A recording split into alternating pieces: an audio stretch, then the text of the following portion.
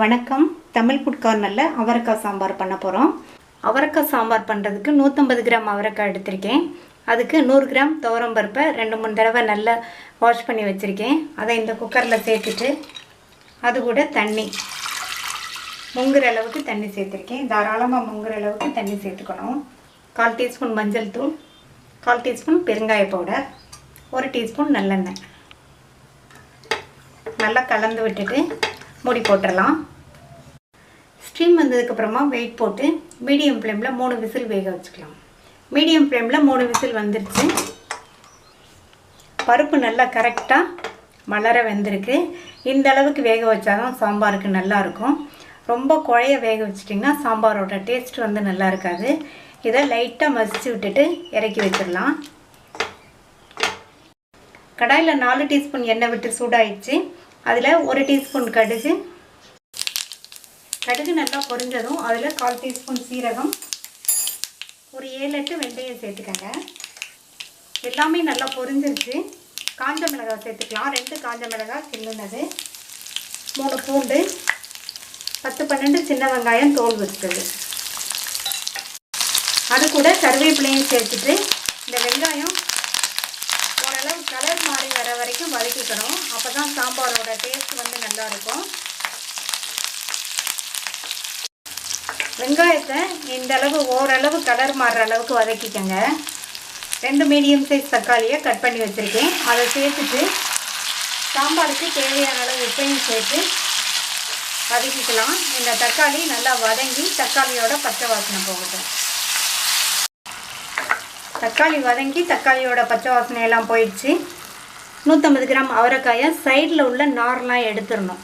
அந்த மாதிரி எடுத்துட்டு தான் கட் பண்ணணும். சாம்பாருங்கிறதுனால கொஞ்சம் பெரிய சைஸாக கட் பண்ணியிருக்கேன். இந்த அளவுக்கு கட் பண்ணிக்கணும். அவரைக்காயை இதில் சேர்த்துட்டு நல்லா வதக்கிக்கணும். இந்த மாதிரி அவரைக்காயை வதக்கிட்டோம்னா இந்த சாம்பாரில் வந்து அவரைக்காய்க்குன்னு ஒரு பச்சை வாசனை இருக்கும். அந்த வாசனை இல்லாமல் இருக்கும். ஒரு சிலருக்கு வந்து அவரைக்காய் சாம்பார் பிடிக்காது. இந்த மாதிரி வதக்கிட்டோம்னா அவரைக்காயில் உள்ள பச்சை வாசனை தெரியாமல் சாம்பார் வந்து நல்ல டேஸ்ட்டாக இருக்கும். அவரைக்காயை 3 நிமிஷம் போல் நல்லா வதக்கிக்கலாம். நல்லா வதக்கியாச்சு. இப்போ சாம்பார் தூள் சேர்த்துடலாம். 1 டேபிள் ஸ்பூன் சாம்பார் தூள் சேர்க்க போகிறேன். சாம்பார் தூளுக்கு பதில் உங்கள்கிட்ட தனி மிளகாத்தூள், மல்லித்தூள் இருந்தால் உங்கள் காரத்துக்கு தகுந்தபடி நீங்கள் சேர்த்துக்கங்க. இதையும் மறுபடியும் நல்லா ஒரு 2 நிமிஷம் போல் வதக்கி விட்டுக்கலாம். இப்போ 2 நிமிஷம் போல் வதக்கி விட்டு அவரைக்காவும் பாதி அளவுக்கு வெந்திருக்கு. சேர்த்துருக்க மசாலா தூளோட பச்சை வாசனையும் போயிடுச்சு. ஒரு நெல்லிக்காய் சைஸ் அளவு புளியை ஊற வச்சு 1 கப் தண்ணியில் நல்லா கரைச்சி வச்சுருக்கேன். அதை சேர்த்துக்கலாம். நல்லா கலந்து விட்டுட்டு இது வந்து 2 நிமிஷம் கொதிச்சிச்சுன்னா புளிக்கரைசலோட பச்சை வாசனையும் போயிடும். புளிக்கரைசலோட பச்சை வாசனையும் போயிடுச்சு. வேக வச்சு துவரம்பருப்பை சேர்த்துடலாம். சேர்த்துட்டு சாம்பாருக்கு தேவையான அளவு தண்ணி சேர்த்துக்கலாம். உங்களுக்கு எந்த கன்சிஸ்டன்சி வேணுமோ அதுக்கு தகுந்தபடி நீங்கள் தண்ணி சேர்த்துக்கங்க. நல்லா மிக்ஸ் பண்ணி விட்டுட்டோம். நல்லா மிக்ஸ் பண்ணி விட்டாச்சு. இது ஒரு கொதி வரட்டும். இப்போ சாம்பார் கொதிச்சு வருது. இந்த ஸ்டேஜில் உப்பு காரம் வேணுன்னா செக் பண்ணி நீங்கள் சேர்த்துக்கோங்க. எனக்கு கரெக்டாக இருக்குது. இப்போ மூடி வச்சிடலாம். ஸ்டவ்வை மீடியம் ஃப்ளேமில் வச்சுருங்க. 5-6 நிமிஷமாக கொதிச்சு காயெல்லாம் நல்லா வெந்து சாம்பார் வந்து ஆல்மோஸ்ட் ரெடி ஆயிடுச்சு. இப்போ வந்து இதுக்கு ஒரு தாளிப்பு கொடுக்கணும். அந்த தாளிப்பு தான் இந்த சாம்பாருக்கு நல்ல டேஸ்ட்டு கொடுக்கும். தாளிப்பு போடுறதுக்கு 2 டீஸ்பூன் எண்ணெய் விட்டு சூடாயிடுச்சு. அதில் கொஞ்சமாக சீரகம், 5-6 வெந்தயம், 5-6 மிளகு எல்லாமே நல்லா பொரிஞ்சிருச்சு. கருவேப்பிலை கொஞ்சம், 2 பிஞ்ச் பெருங்காய பவுடர், 5-6 இடித்த சின்ன வெங்காயம், 2 இடித்த பூண்டு இதில் சேர்த்துட்டு இந்த வெங்காயமும் பூண்டும் நல்லா சிவந்து வர வரைக்கும் வதக்கிக்கணும்.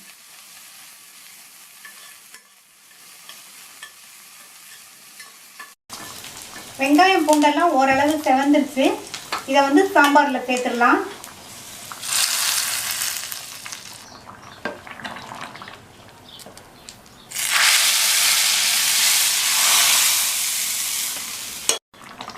நல்லா கலந்து விட்டுறலாம். இந்த தாளிப்பு இந்த சாம்பாருக்கு நல்ல வாசனை கொடுக்கும், டேஸ்ட்டும் கொடுக்கும்.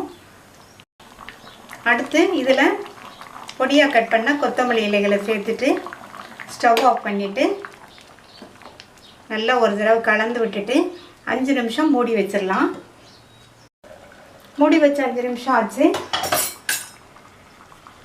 நல்ல கமகமன் வாசனையோட சுவையான அவரைக்காய் சாம்பார் ரெடி ஆயிடுச்சு.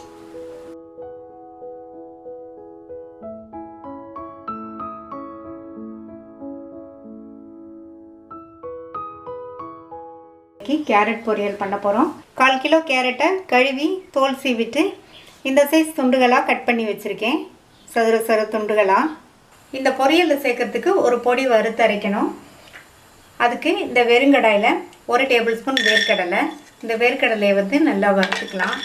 இது வறுக்காத வேர்க்கடலை. வறுத்த வேர்க்கடலைனா நீங்கள் ஜஸ்ட்டு 2 செகண்ட் போல் இந்த மாதிரி சூடாகிற வரையும் வறுத்தா போதும். சேர்த்த வேர்க்கடலை வறுபட்டுருச்சு. இது கூட 1 டீஸ்பூன் கொத்தமல்லி விதை, 1 டீஸ்பூன் கடலைப்பருப்பு, 1/4 டீஸ்பூன் சீரகம். இது எல்லாத்தையும் வறுத்துக்கலாம். இது எல்லாம் வறுபட்டதுக்கு அப்புறமா அது கூட 1 டீஸ்பூன் வெள்ளை எள்ளை சேர்த்துட்டு இந்த எள்ளு நல்லா படபடன் பொரியிற அளவுக்கு வறுத்துக்கணும்.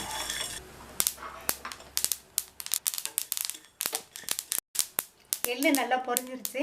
இதை அப்படியே தனியாக எடுத்து வச்சிடலாம்.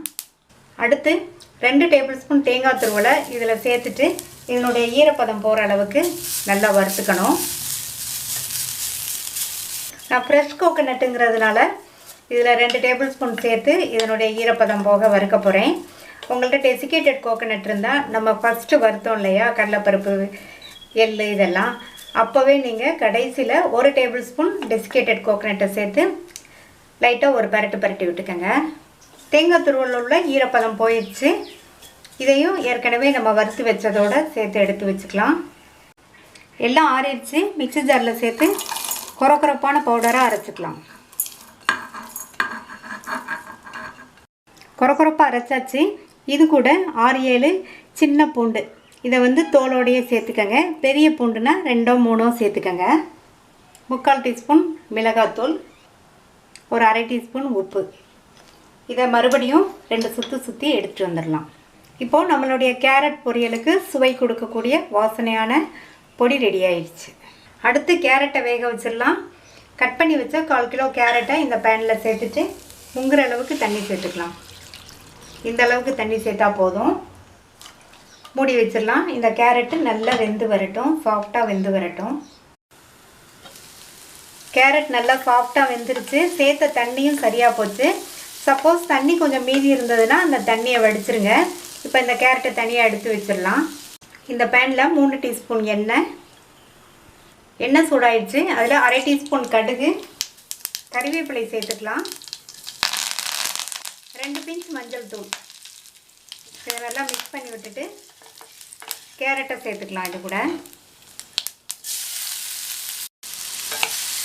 இந்த கேரட்டை 2 நிமிஷம் போல் இந்த எண்ணெயிலேயே நல்லா இந்த மாதிரி ஃப்ரை பண்ணிக்கணும்.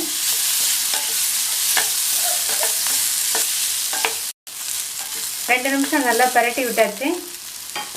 அடுத்து நம்ம வறுத்து அரைச்ச இந்த பொடியை சேர்த்துக்கலாம்.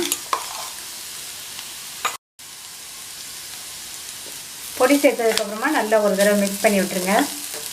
எனக்கு கேரட் பொரியல் பார்த்திங்கன்னா டேஸ்ட்டு ரொம்ப சூப்பராக இருக்கும். இது வரைக்கும் நீங்கள் இந்த மாதிரி பொரியல் பண்ணலைன்னா ஒரு தடவை ட்ரை பண்ணி பாருங்கள். பொடி போட்டு நல்லா கலந்து விட்டாச்சு. இது அப்படியே 1 நிமிஷம் இருக்கட்டும். இப்போ 1 நிமிஷம் ஆச்சு. நம்ம ஏற்கனவே வறுத்து பவுடர் பண்ணதுனால பச்சை வாசனையெல்லாம் எதுவும் இருக்காது. நல்லா டேஸ்ட்டாக இருக்கும். கடைசி அதில் கொஞ்சமாக கொத்தமல்லி இலையை தூவிட்டு ஸ்டவ் ஆஃப் பண்ணிவிட்டு ஒரு தடவை மிக்ஸ் பண்ணி விட்டுறலாம்.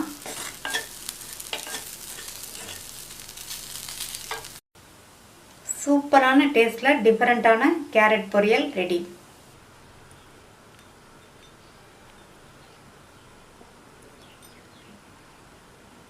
இந்த ஈஸியான டேஸ்டான கேரட் பொரியலை ட்ரை பண்ணி பார்த்துட்டு உங்கள் கமெண்ட்ஸை சொல்லுங்கள். தேங்க்யூ.